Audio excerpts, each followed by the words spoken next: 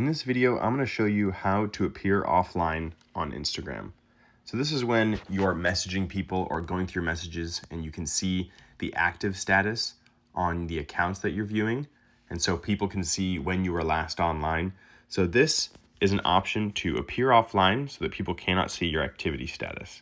Now to do that, first you're going to want to log in to your Instagram account. When you're in the account, in the top right, there's those three lines, that hamburger menu. So go ahead and click on the top three lines.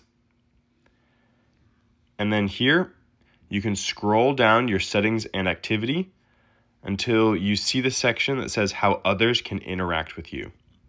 And then there, in that top line, it says messages and story replies. So go ahead and click on that. And then that second section says who can see your online. There's show activity status and show read receipts. So you can go ahead and click on show activity status, and then it shows you can toggle that off.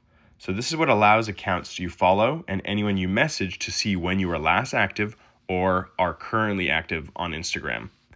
So if it's turned off, then you won't be able to see the activity status of other accounts and they won't be able to see the activity status of you. That's how you can hide and appear offline on Instagram.